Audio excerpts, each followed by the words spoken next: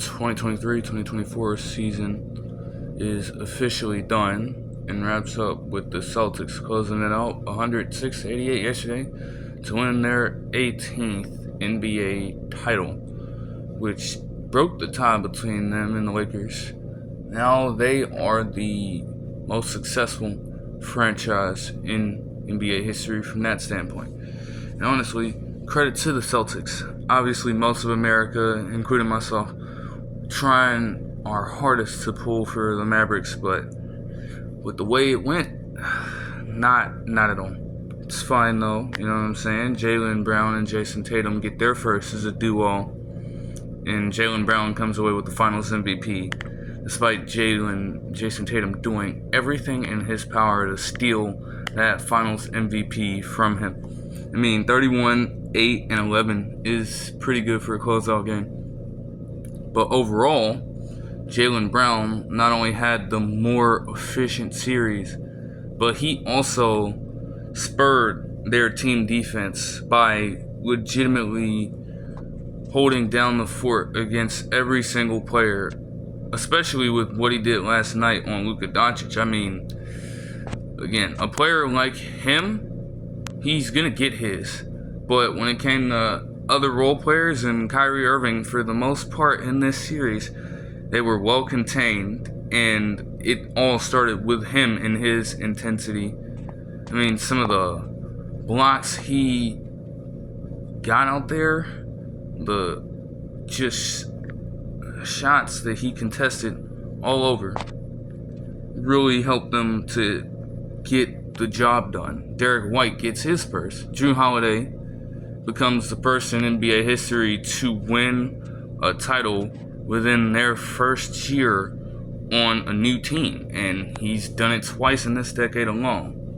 Al Horford, after all of that time in the playoffs, man, he breaks that streak, and finally, after 16 damn years, gets a championship without even having to become the all-time leader in playoff games played without a championship. We can finally shake that off completely.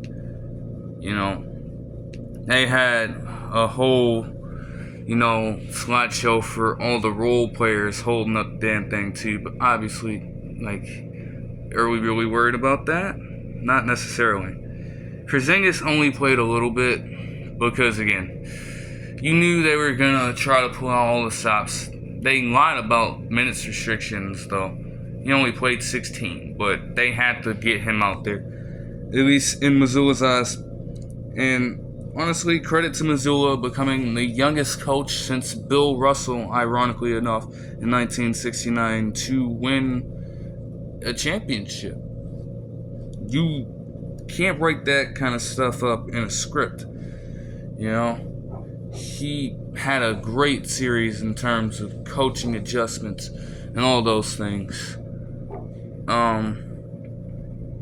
But the real MVP of this specific championship right here is none other than Brad Stevens. A fair amount of people are familiar with Brad Stevens being the former coach for the Celtics up until Ime Udoka got there.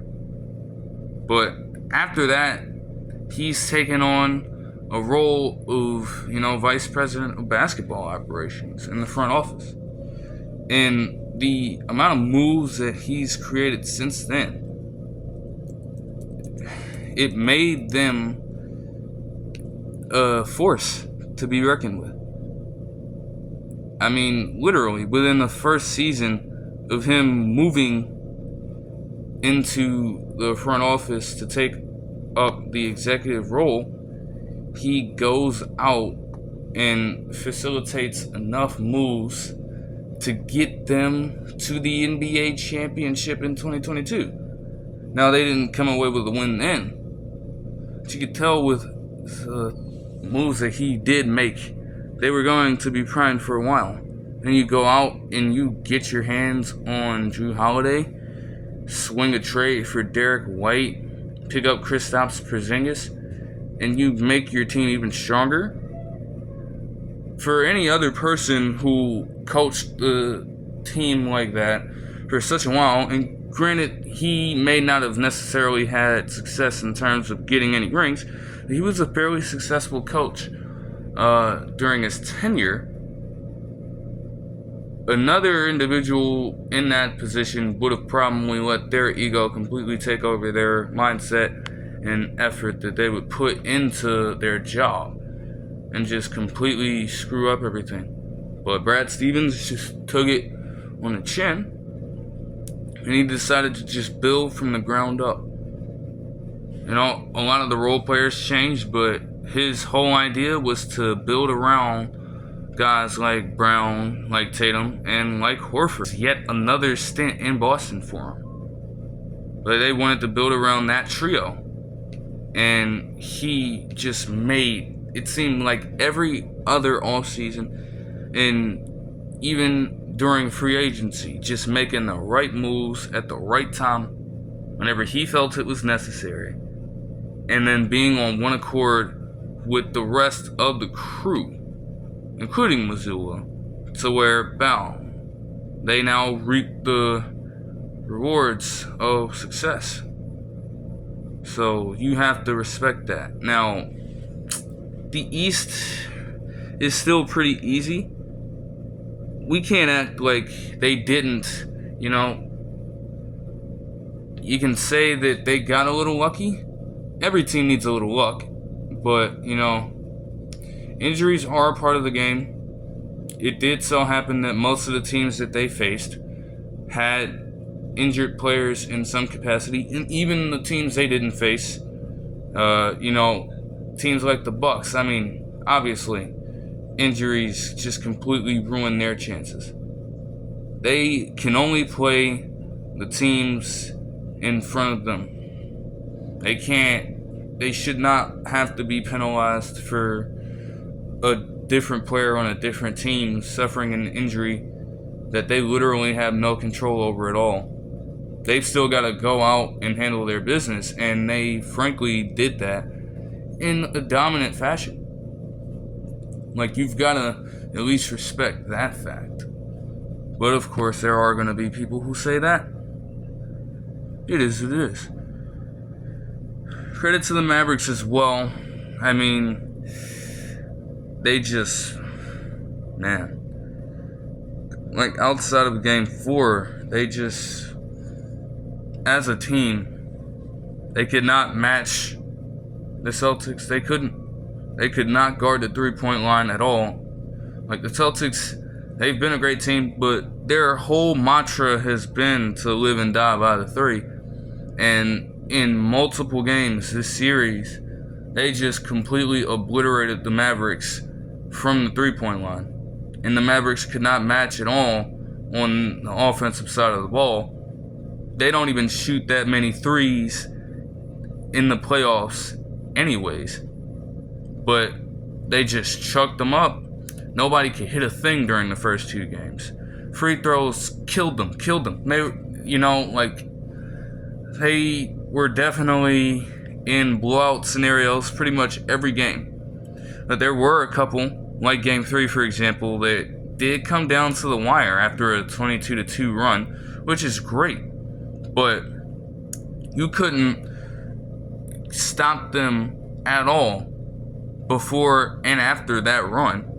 And free throws, you missed so many to the point where if you just make as much as like 10 more, the game's probably closer. You probably have a little more momentum to go off of, and you don't have to keep on storming back all the time. Game 4 was legitimately an anomaly, and even with, you know, some decent performances by the role players every now and then, let me tell you, nobody cared about Tim Hardaway Jr. getting 5 damn threes in Game 4. Nobody cared. Because when it mattered the most, a fair amount of the role players did not step up. Josh Green tried to yesterday night. He tried to, but to no avail. Derrick Jones Jr. couldn't hit his shots. They accounted for Daniel Gafford very well also, seeing as he's not necessarily adept at putting the ball down on the court and putting himself in better position that way. He's usually lob threat and rebounder. But they do have some things to build off of. Like, for example, it's tough for Kyrie Irving to go out that sad. He's lost 15 straight games at a point against the Celtics. He's lost 15 straight games. Just think about that. Since 2021. That's not good at all. That is just And again, same thing with him outside of a game. He played horribly. You have to call it what it is. Kyrie Irving's a tremendous player, but from the jump, he needed to help set the tone in Boston in game 1. From the jump, he needed to do that, and it just did not happen like it should have. Again, credit to Jaylen Brown for spurring that. He took a few assignments on Kyrie Irving and got him rattled. There was one possession where he just makes Kyrie Irving lose total control of the ball in his body. And boom. They just don't get anything out of that possession at all.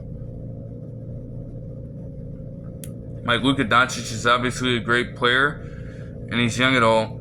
But you, Kyrie Irving, having all these headlines going on, being a former Boston Celtic, knowing that the fans are going to come at you for a lot of these games in Boston, you had to make your mark from the jump.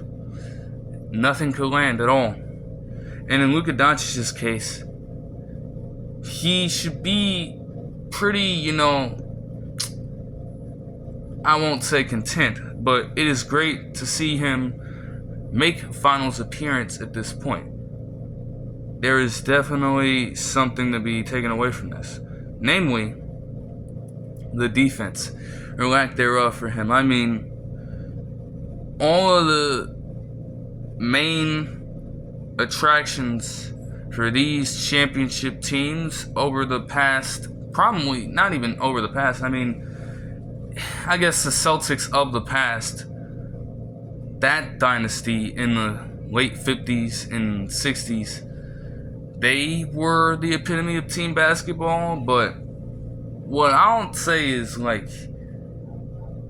a situation where you have a clear-cut franchise player on your team, surrounded by role players and maybe another superstar or so, that player has to be pretty well-rounded to come away with a championship. And even then, that may not always happen.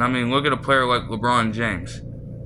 But you gotta compound on your offensive ability with a high amount of defensive effort, even if it doesn't translate into much of anything most of the time. But you have all of these other players looking up to you for that leadership on the court and off the court, and you can handle it on one side of the ball. You gotta be able to come somewhat close to that on the other side of the ball. Luka Doncic is a hell of an offensive player. Nobody's denying that at all. But boy, did he have some inefficient games, and games that he wishes he could have done all over again. He still got his points, but he was relatively inefficient this series. So you gotta have some defensive ability to counter all of that. Now, yes, Kyrie Irving as well, insofar as seeing, those struggles, he has to rise to the occasion to straight up hunt at Luka Doncic. That's not even an exaggeration. They have a percentage of blow-by drives as a metric, and 1, 2, 3, all Luka Doncic in the playoffs outside of the Timberwolves. That's ridiculous. That cannot happen. The Celtics being the worst with over 67% of generated field goals on blow-by drives on him. While he's actively getting himself distracted trying to argue over foul calls and things like that, instead of trying his hardest to lock down the opposition. Sam Hauser was getting buckets on him with ease. Everybody was going at him. And, I mean, there's nothing more that I can say about it, other than he's going to have to take this and truly do better in the long run. Brian Windhorst said it perfectly. I can't even try to say it any better at all. Like, that summed it up perfectly. You're going to try to win more NBA Finals games and potentially get a Larry O'Brien trophy in the future. You have to match your high-powered offensive ability with high intensity on defense. Obviously, the league is so talented. There is such an influx to where even if you play the greatest defense, somebody is bound to get a bucket on you at some point. Even the lower level talent every now and then is just that much better than the average human being, to where they can go right up against you and have their way. I'm not saying that somebody's going to completely deter somebody from being able to get theirs, but you have to have that effort. And it just seemed like he didn't care. Like, he was literally shuffling all over the court. I saw it yesterday. You're chatting with fans and talking shit while you're down, but when the game was competitive, you're just letting players pass by you. You're not going for boards. How would that translate? How do you think that's influencing all the other players on the team? Right? It's crazy. But still, they had a successful season by their standards. I mean, they literally weren't even in the playoffs last season, and they were in danger of possibly having to rebuild by potentially moving Luka Doncic if that was in the cards. But nah, they showed their chemistry up until the finals. They had great chemistry. You can't really teach that. They've cultivated something there. It's just a matter of whether or not they can build on that and eventually find some level of true championship success in the future. The trade acquisitions at the trade deadline, they may not have showed up completely in this series, but they probably would not be in that position in the first place if Daniel Gafford and P.J. Washington Jr. respectively were not so good leading up to it. Derek Lively II had one of the better rookie seasons out of the draft class. Obviously, there was a fair amount of talent in this one where that can be overlooked. But, man, these playoffs have showed me something about this kid, Hopefully, he just continues to get better. I mean, he can only continue to get better. He's been working with Tyson Chandler for a while. He's already a very solid rebounder. Just an established lob threat at this point. If they gotta get him to develop a reliable jumper, because eventually they're gonna have centers on these other teams forcing him to take shots outside of the paint. Force him to take a few mid-range shots here and there, maybe post shots. He's got to be ready for that, you know. But hey, that's a wrap on everything. You have NBA draft coming up soon. It's going to be interesting to see how these prospects look. I only am well acquainted with a few. I don't know everyone. So we're going to find out. And NBA free agency as well. New rule states that teams can start negotiating as of today because the NBA Finals ended yesterday. Teams can start negotiating with their free agents this very second. It's already in motion. So we got it. Hey, all of that is going to be covered. We'll just have to, scope everything out. That will do it for this one. I hope you guys enjoyed the video, and I'll see you guys next time. Peace.